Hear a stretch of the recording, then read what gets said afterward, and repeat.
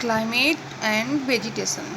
Climate वातावरण और vegetation जो वहाँ की वनस्पतियाँ हैं, फल पेड़ पौधे हैं।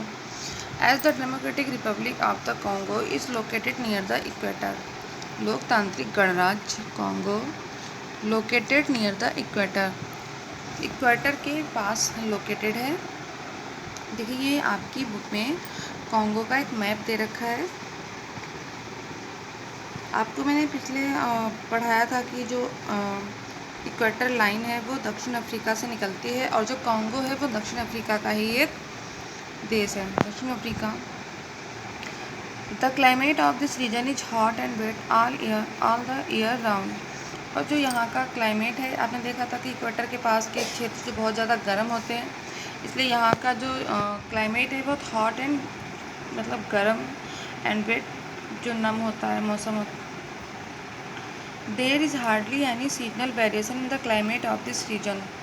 और इस एरिया में जो मौसमी बदलाव होता है, सीजनल जो वेरिएशन होता है वो हार्डली हो पाता है।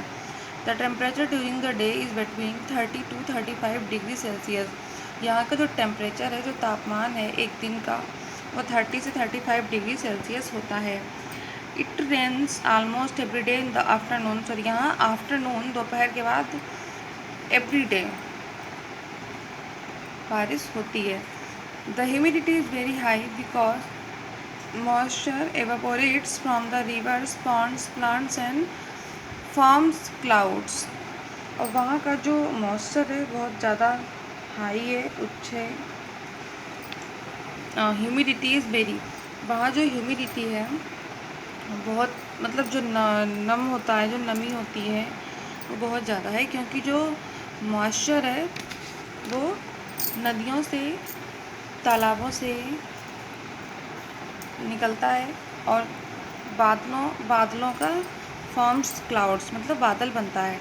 वहाँ जो मॉइस्चर होता है वहाँ निकल के भाप बन जाता है और भाप जो होते हैं वो बादल बन जाते हैं। These clouds rise slowly and in the evening rainfall occurs along with thunderstorm। और जो ये क्लाउड होते हैं यही वहाँ बारिश होने का कारण बनते हैं। मतलब वहाँ नमी इतनी ज़्यादा है कि जो नदियों वगैरह से जो पानी निकलता है वो भाप बनता है और भाप बनकर वो बादल बनकर वहाँ बारिश कराते हैं। Due to hot with climate throughout the year this region is covered with dense forest. इस हॉट विद क्लाइमेट की वजह से पूरे साल जो वहाँ का रीजन है वो घने जंगलों से घिरा रहता है।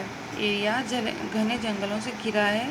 The trees are so close to one another that they make a canopy at the top.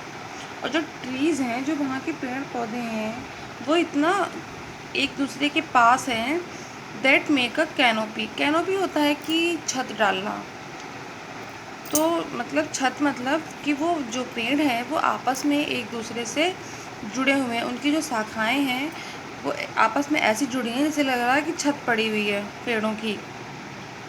Which prevent sunlight from reach the ground. इसी वजह से जो सूर्य की रोशनी है वहाँ नहीं पहुँच पाती है।